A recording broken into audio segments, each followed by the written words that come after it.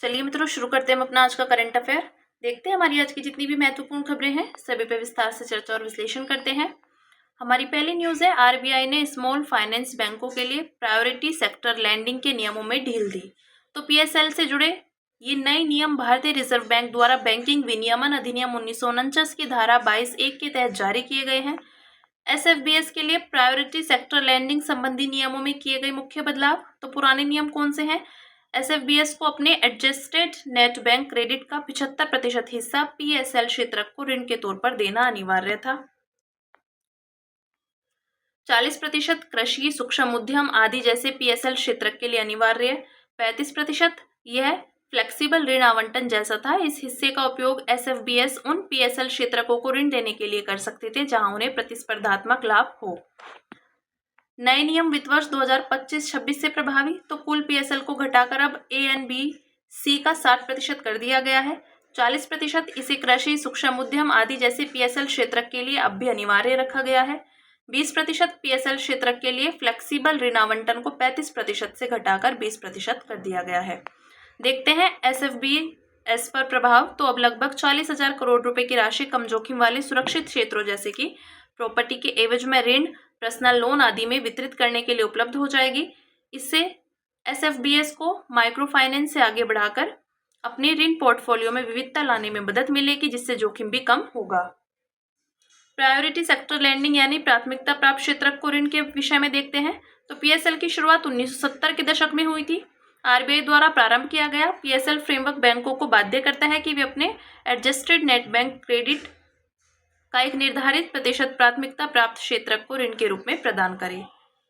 एएनबीसी में क्या शामिल होता है? तो नेट बैंक क्रेडिट, गैर वैधानिक तरलता अनुपात यानी नॉन एसएलआर, बॉन्ड में बैंकों का निवेश आदि। प्राथमिकता प्राप्त क्षेत्र की श्रेणियां। तो कृषि, सूक्ष्म लघु और मध्यम उद्यम, निर्यात ऋण, शिक्षा, आवास, सामाजिक अवसंरचना, नवीकरणीय ऊर्जा आदि। पीएसएल के मानदंड किन पर लागू हैं? तो क्षेत्रीय ग्रामीण बैंकों सहित सभी वाणिज्यिक bank, small finance bank, local area bank और वेतनभोगी बैंकों को छोड़कर प्राथमिक शहरी सहकारी बैंक। फिर देखते हैं स्मॉल फाइनेंस बैंक के विषय में मुख्य जानकारी और विनियामकीय ढांचा। तो शुरुआत इसकी घोषणा 2014-15 के केंद्रीय बजट में की गई थी। पंजीकरण, इसे कंपनी अधिनियम 2013 के तहत एक पब्लिक लिमिटेड कंपनी के रूप में पंजीकृत किया जाता है। लाइसेंस, इन्हें बैंकिंग विनियमन अधिनियम 1949 की धारा 22 के अंतर्गत लाइसेंस प्रदान किया जाता है। उद्देश्य, निम्नलिखित के जरिए वित्तीय समावेशन को बढ़ावा देना, अब तक बैंकिंग सुविधाओं से वंचित लोगों तक बचत सेवाएं पहुंचाना, उन्नत तकनीक का इस्तेमाल कर और अपने परिचालन लागत को कम कर छोटे व्यवसायों, लघु किसानों आदि को वहनीय ऋण उपलब्ध कराना। पूंजी आवश्यकता, तो एसएफबी के लिए न्यूनतम paid up voting equity capital की आवश्यकता 200 करोड़ रुपए निर्धारित की गई है। प्राथमिक सहकारी बैंकों को एसएफबी में परिवर्तित होने के लिए व्यवसाय शुरू करने की तारीख से 100 करोड़ रुपए की न्यूनतम नेटवर्थ होनी चाहिए। हालांकि उन्हें व्यवसाय शुरू करने की तारीख से 5 साल के भीतर अपनी न्यूनतम नेटवर्थ बढ़ाकर 200 करोड़ रुपए करनी होगी। ठीक है, फिर बात करेंगे अगली न्यूज की, जो है चीफ ऑफ डिफेंस स्टाफ को तीनों सेनाओं के लिए संयुक्त आदेश जारी करने का अधिकार दिया गया। तो रक्षा मंत्री ने चीफ ऑफ डिफेंस स्टाफ को थल सेना, नौसेना और वायुसेना के लिए संयुक्त आदेश जारी करने को अधिकृत किया है। गौरतलब है कि पुरानी व्यवस्था में तीनों सेनाएं अलग अलग आदेश जारी करती थी। संयुक्त आदेश जारी करने का नियम सशस्त्र बलों में संयुक्तता और एकीकरण सुनिश्चित करने की दिशा में एक बड़ा कदम है। संयुक्तता और एकीकरण क्या है? तो संयुक्तता या जॉइंटनेस, तो सशस्त्र बलों की संयुक्तता का अर्थ है तीनों सेनाओं की विशिष्टता का सम्मान करते हुए संसाधनों के समन्वित उपयोग करना। इससे सर्वोत्तम परिणाम प्राप्त होंगे और कार्यों के दोहराव से बचा जा सकेगा। एकीकरण, तो संयुक्तता आगे चलकर तीनों सेनाओं को एकीकृत करने में मदद करेगी। इसका अर्थ है सेना के अलग अलग घटकों को औपचारिक रूप से एकीकृत संरचना में शामिल करना। यह थिएटर कमांड के गठन के लिए एक महत्वपूर्ण शर्त है। यह रक्षा सुधारों के 9 प्राथमिक क्षेत्रकों में से एक है। गौरतलब है कि रक्षा मंत्रालय ने वर्ष 2025 को सुधारों का वर्ष घोषित किया है। संयुक्तता और एकीकरण से प्रक्रियाओं को सरल बनाने और अनावश्यक प्रक्रियाओं को हटाकर तीनों सेनाओं के बीच समन्वय को बढ़ावा देने में मदद मिलेगी। संयुक्तता और एकीकरण के लिए की गई पहले तो थिएटराइजेशन का प्रस्ताव, इंटीग्रेटेड थिएटर कमांड्स और इंटीग्रेटेड बैटल ग्रुप्स के प्रस्ताव किए गए हैं। इनका उद्देश्य अलग अलग भौगोलिक क्षेत्रों और कार्यों के आधार पर तीनों सेनाओं की क्षमताओं को मिलाकर ऑपरेशनल रेडीनेस क्षमता बढ़ाना है। इंटर सर्विसेज ऑर्गेनाइजेशन नियम 2025। तो ये नियम इंटर सर्विसेज ऑर्गेनाइजेशन के प्रभावी कमांड और कंट्रोल तथा कुशल कामकाज को सुनिश्चित करने के लिए बनाए गए हैं। चीफ ऑफ डिफेंस स्टाफ की नियुक्ति। सीडीएस का मुख्य दायित्व तीनों सेनाओं के संचालन, लॉजिस्टिक्स, परिवहन, प्रशिक्षण आदि में संयुक्तता सुनिश्चित करना है। सैन्य कार्य विभाग इसे रक्षा मंत्रालय में गठित किया गया है। चीफ ऑफ डिफेंस स्टाफ इस विभाग का सचिव होता है। संयुक्त कमांड तो अंडमान और निकोबार कमांड भारत की तीनों सेनाओं का पहला और एकमात्र थिएटर कमांड है। स्ट्रेटेजिक फोर्सेस कमांड परमाणु हथियारों की देखभाल करने वाला कमांड है। हेडक्वार्टर्स इंटीग्रेटेड डिफेंस स्टाफ तो इसे सरकार को तीनों सेनाओं से संबंधित एकीकृत सैन्य सलाह देने के लिए स्थापित किया गया है। फिर नेक्स्ट न्यूज है, नीति आयोग की हालिया रिपोर्ट में डिजिटल गवर्नेंस में बेहतर डेटा गुणवत्ता सुनिश्चित करने की तत्काल आवश्यकता को रेखांकित किया गया। तो नीति आयोग की report India's data imperative the pivot towards quality में रेखांकित किया गया है कि पिछले दशक में भारत डिजिटल पब्लिक इंफ्रास्ट्रक्चर के क्षेत्र में ग्लोबल लीडर बनकर उभरा है। रिपोर्ट के अनुसार जैसे जैसे भारत अपनी डिजिटल विकास यात्रा के अगले चरण में प्रवेश कर रहा है, उसे अब केवल डेटा की संख्या बढ़ाने की बजाय डेटा की गुणवत्ता सुनिश्चित करने पर ध्यान केंद्रित करना चाहिए। गुणवत्ता वाला डेटा यानी डेटा क्वालिटी के 6 मुख्य गुण हैं: सटीकता, पूर्णता, समयबद्धता, निरंतरता, वैधता और विशिष्टता। गवर्नेंस के लिए गुणवत्ता वाले डेटा की आवश्यकता क्यों है? तो डिजिटल गवर्नेंस को मजबूत बनाना उस गुणवत्ता वाला डेटा यूपीआई, आधार आदि जैसे डिजिटल प्लेटफॉर्म्स के संचालन को प्रभावी बनाता है और सरकारी सेवाओं के सुचारू वितरण को सुनिश्चित करता है। फंड के अपव्यय रोकना तो गलतियों या डुप्लीकेट एंट्री के कारण सरकारी की कल्याणकारी योजनाओं के बजट में हर साल 4 से 7% तक की वृद्धि हो सकती है।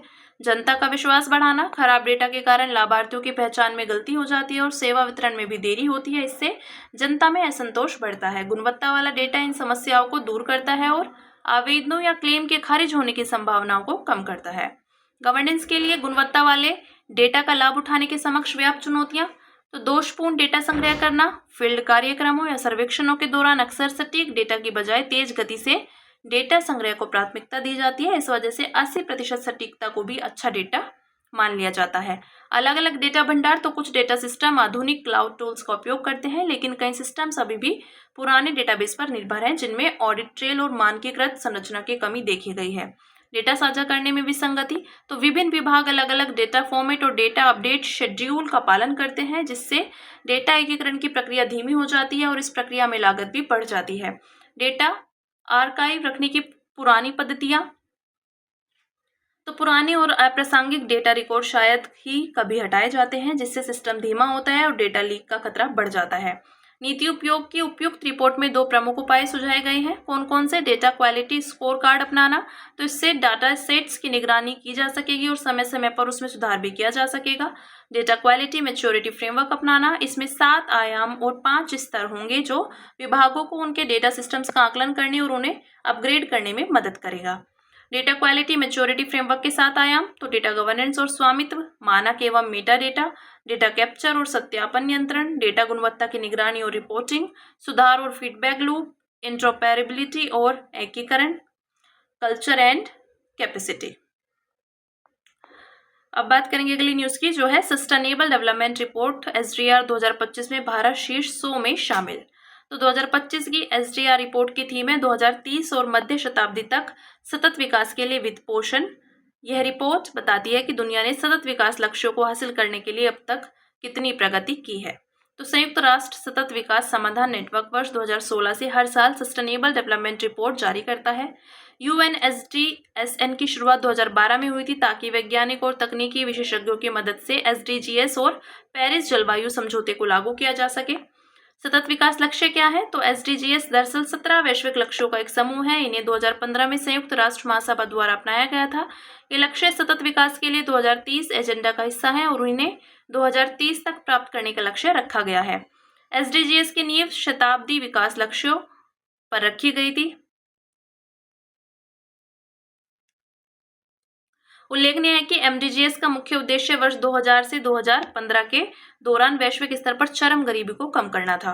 रिपोर्ट के मुख्य बिंदुओं पर एक नजर डालते हैं तो SDGs को हासिल करने के लिए प्रति वैश्विक प्रतिबद्धता मजबूत स्थिति में 193 में से 190 देशों ने सतत विकास को आगे बढ़ाने के लिए अपना नेशनल एक्शन प्लान पेश किया।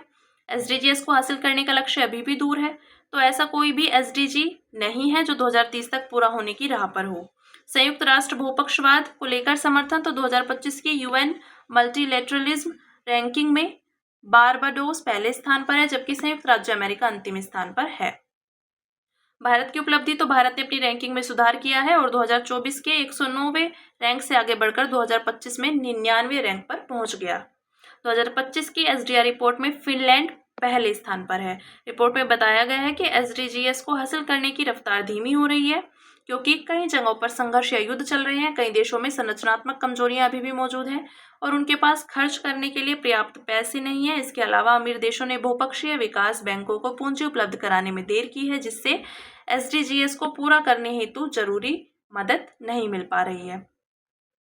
भारत के लिए एसडीजी डैशबोर्ड और मुख्य ट्रेंड्स, तो निर्धनता की समाप्ति, भुखमरी से मुक्ति, बेहतर स्वास्थ्य एवं आरोग्यता, गुणवत्तापूर्ण शिक्षा, लैंगिक समानता, स्वच्छ जल एवं सैनिटेशन, किफायती एवं स्वच्छ ऊर्जा, डिसेंट वर्क एवं आर्थिक समृद्धि, उद्योग नवाचार और अवसंरचना, असमानता में कमी, संधारणीय शहर और सामुदायिक विकास, जिम्मेदारी पूर्ण उपभोग और उत्पादन, जलवायु कार्यवाही, जलीय जीवों की सुरक्षा, ये मामूली सुधार है, ठीक है। स्थलीय जीवों की सुरक्षा, शांति, न्याय एवं मजबूत संस्थाएं, ये स्थिर है। महत्वपूर्ण चुनौतियां जो हैं, लक्ष्यों को प्राप्त करने के लिए भागीदारी, ठीक है।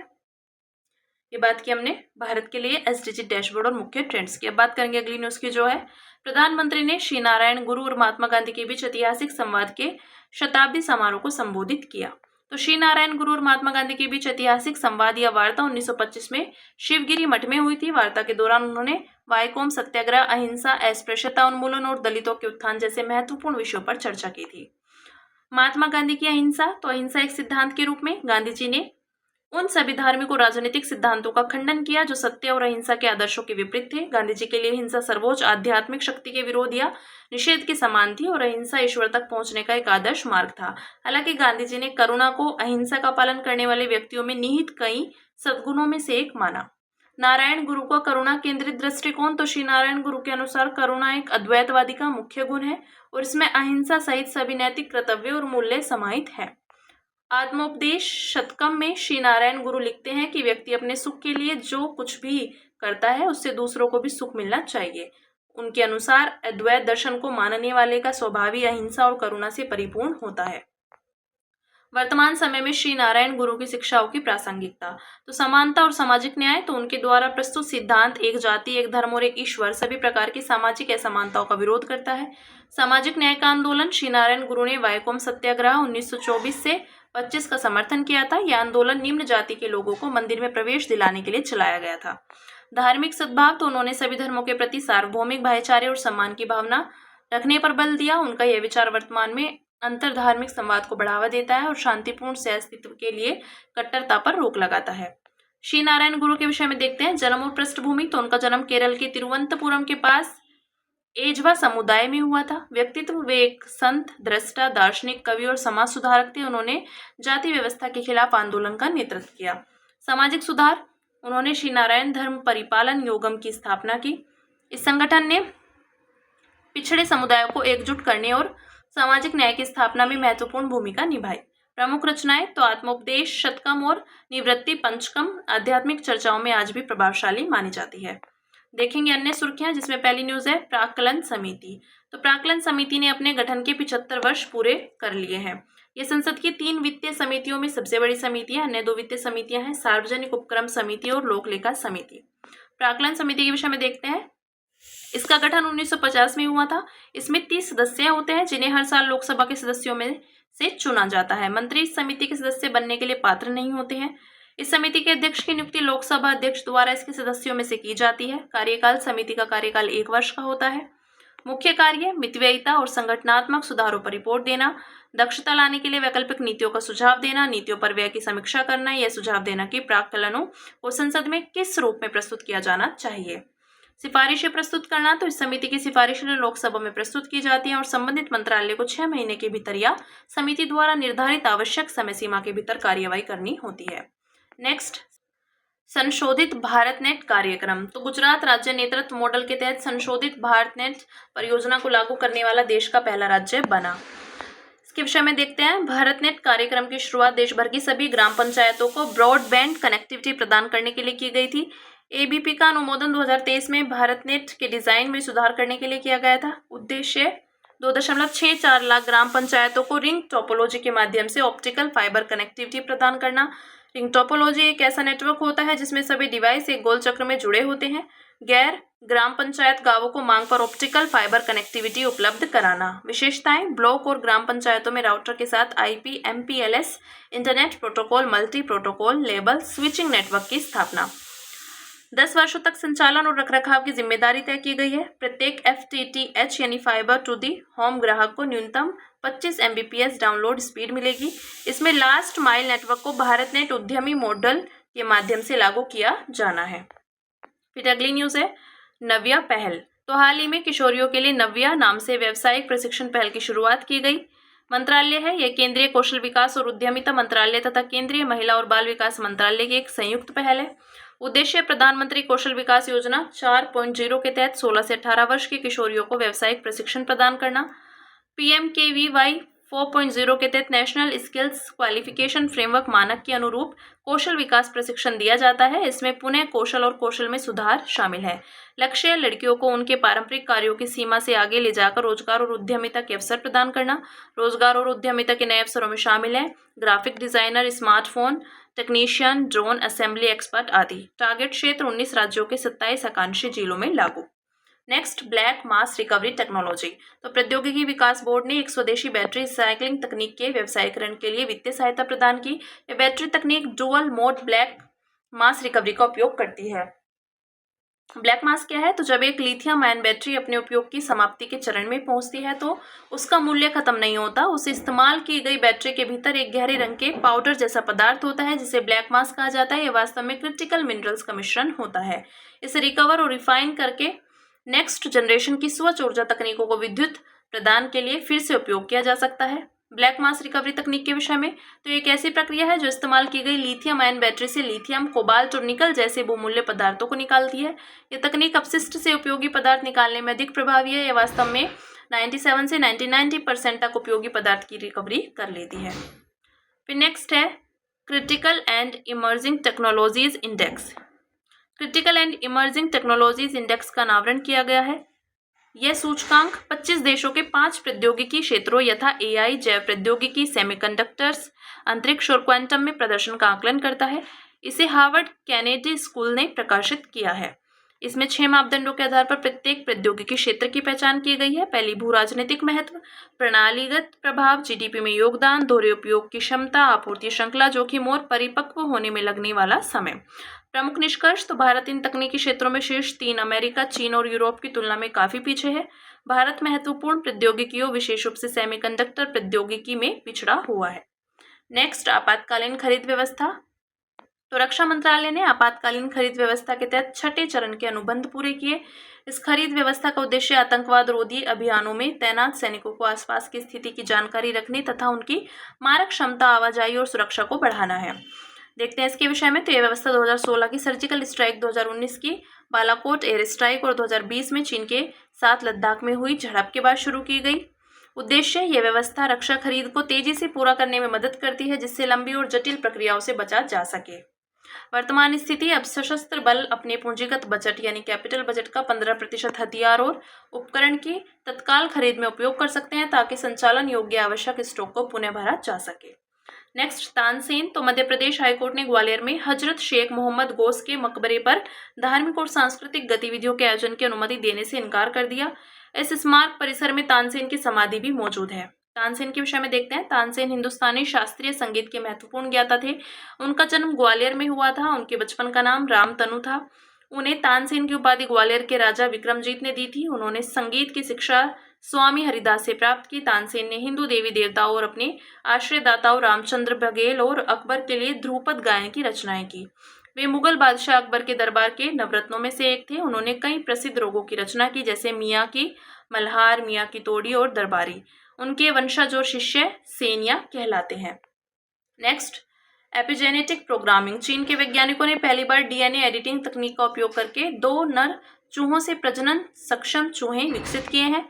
यह नई खोज एपिजेनेटिक प्रोग्रामिंग को एक प्रजनन तकनीक के रूप में आगे बढ़ाती है, जिससे बिना माँ के भी चूहे पैदा किए जा सकते हैं और उनके स्वास्थ्य और प्रजनन क्षमता पर कोई बुरा प्रभाव नहीं पड़ता।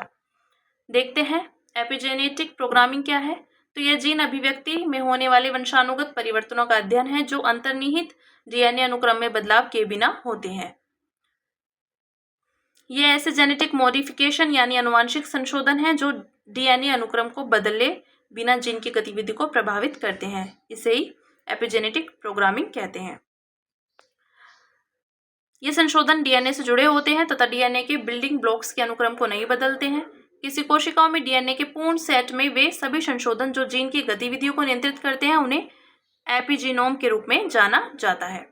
ठीक है, अंत में बात करेंगे सुर्खियों में रहे स्थल की, जो है दक्षिण अफ्रीका, राजधानी प्रिटोरिया, ये इसकी प्रशासनिक राजधानी है। भारत और दक्षिण अफ्रीका ने 9वीं संयुक्त रक्षा समिति की बैठक के दौरान पनडुब्बी सहयोग के लिए समझौतों पर हस्ताक्षर किए। इस बैठक का आयोजन दक्षिण अफ्रीका में किया गया था। भौगोलिक अवस्थिति तो राजधानियां प्रिटोरिया प्रशासनिक है, केप टाउन विधायी है, ब्लॉमफोटेन न्यायिक है इसकी राजधानी। अवस्थिति यह अफ्रीका महाद्वीप का सबसे दक्षिण में स्थित देश है। स्थलीय सीमा इसके उत्तर पश्चिम में नामीबिया, उत्तर में बोत्सवाना और जिम्बाब्वे तथा उत्तर पूर्व एवं पूर्व में मोजाम्बिक और एस्वेतिनी है। लेसोथो एकमात्र देश जो पूरी तरह दक्षिण अफ्रीका से घिरा हुआ है। समुद्री सीमाएं तो इसके दक्षिण पूर्व में हिंद महासागर और दक्षिण पश्चिम में अटलांटिक महासागर है। भौगोलिक विशेषताओं की बात करें तो प्राकृतिक संसाधन सोना, एंटीमनी, कोयला, लोहेस्क, मैग्नीज, निकल, रत्न, हीरे। 2022 में दक्षिण अफ्रीका क्रोमाइट एस का दुनिया का अग्रणी उत्पादक था। प्रमुख नदियां ऑरेंज नदी तो अटलांटिक में गिरती है, लिम्पोपो नदी मकर रेखा को 2 बार काटती है और हिंद महासागर में गिरती है। पर्वत श्रृंखला है ड्रेकेंसबर्ग। ठीक है, ये बात की हमने दक्षिण अफ्रीका की। तो हमारी आज की जितनी भी महत्वपूर्ण खबरें थी हमने सभी पे विस्तार से चर्चा और विश्लेषण किया। अब इसी के साथ मिलते हैं कल अपनी नई खबरों के साथ।